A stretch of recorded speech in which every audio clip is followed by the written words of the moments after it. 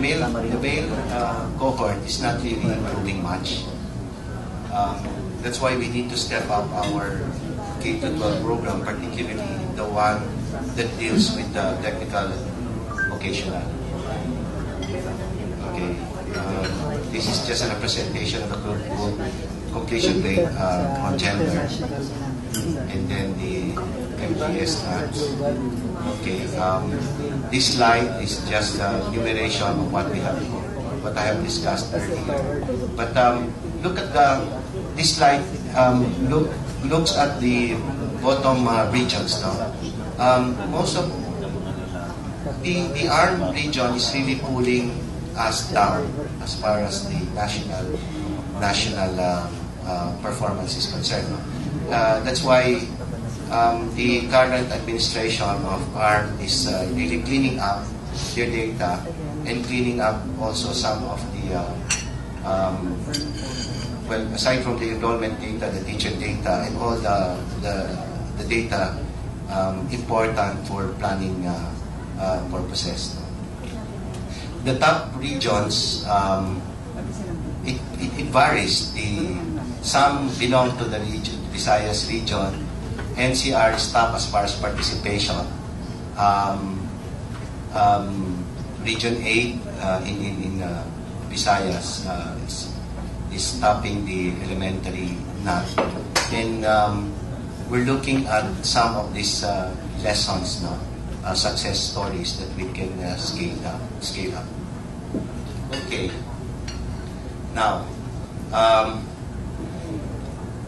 our objective right now, and I'm sure you've heard this in the State of the Nation address of the President, and the public is clamoring for, this was in 2010, clamoring that we hold in abeyance the implementation of the K-12 because they think that it's more important to address first the critical resources, meaning school building, teacher items, seats, furniture, hotels, water and sanitation. But we said, we have done that in the past.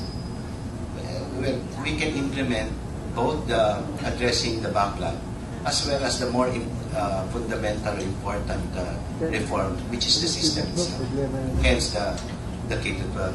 And I'd like to report to the body that in the recent SWS survey conducted in March of this year, by the way, when we started the K-12 program, we had the SWS help us do the survey. No? In 2010, the perception of the public in relation to the K-12 is really very negative. I think the acceptance level at that point was less than 15%. But in the latest SWS survey, in all class, the level of acceptance is at around 80%. Okay, and what is surprising is that the DNE crowd or class is now admitting the value of the K-12. The only concern really is in relation to the costs, not anymore on the reasons behind K-12. Okay. In relation to the GDP, while we still stood at 2.12%, 2.12% is based on the budget of DepEd. But you see the the international benchmark of 6% is the entire education budget. The 2.1% doesn't include yet the budget coming from the LGU. That's why DepEd, the Department of Interior and Local Government, as well as DBM, is currently in the process of finalizing or amending the implementing rules and the guidelines for the allocation, utilization of the Special Education Fund. For those who are not familiar with the Special Education Fund, the SEF is 1% of the real property tax collection.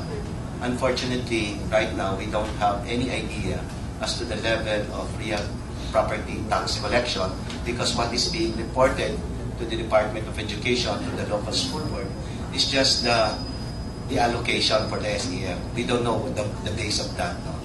But under the new guidelines to be signed by DBM, DepEd, and DILG, all LGUs will now be required to submit and put it in the web their real property tax collection so that everybody know how much will go to special education fund. Not only that, in terms of utilization, it will now be based on the results of a school improvement plan, which is the result of the school-based management process now. And then finally, they have, again, to put as part of the transparency and accountability measures, LGUs will now be required to post it in the website, in their respective website to track. The other major feature of that guideline is to put a menu of eligible items. We're not prescribing the percentage allocation, but rather a menu of eligible items, because that will depend now on the respective SIP. Because, for example, one school will have a problem on participation rate.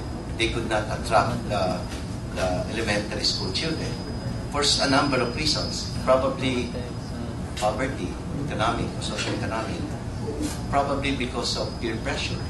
Probably because of what we're saying under the guideline is to allow LGUs to have flexibility, or the local school board to have flexibility in the way they allocate the resources to address specific concerns at the school level. Moving on. Okay, this is the proposal. Again, this is just tentative. We have yet to discuss this with the National Education for All Committee. Our idea, so that we can reach the EFA goals in 2015 as well as the MDG goals, we came up with a number of strategies, one of which is in relation to the creation of a EFA catch-up plan task force. Again, as I've said, this will have to be discussed and approved finally by the National Education for All Committee. The second one is in relation to really promoting the Education for All Consciousness program and align it with the MDG, Millennium Development Goals, at the village level. Because currently, right now, it's still at the provincial or to some extent at the municipal level.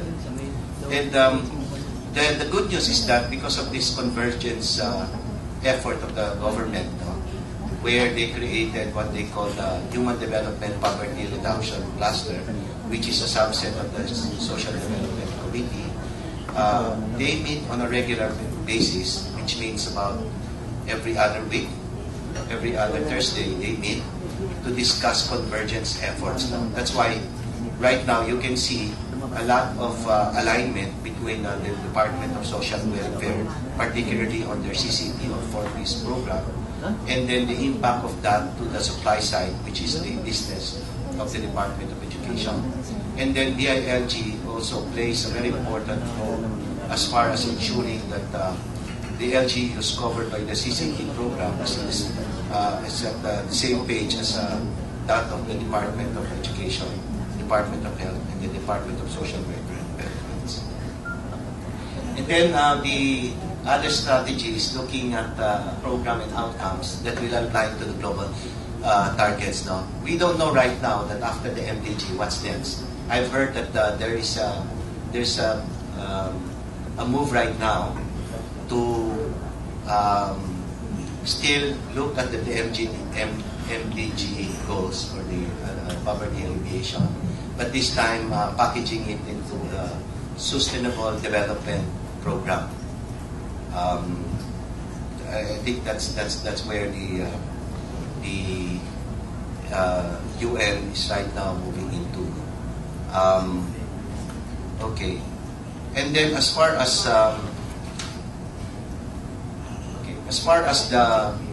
the budget is concerned, I'd like to happily inform you that by 2013, our budget will be at the level of 250 billion, which is close to what we have in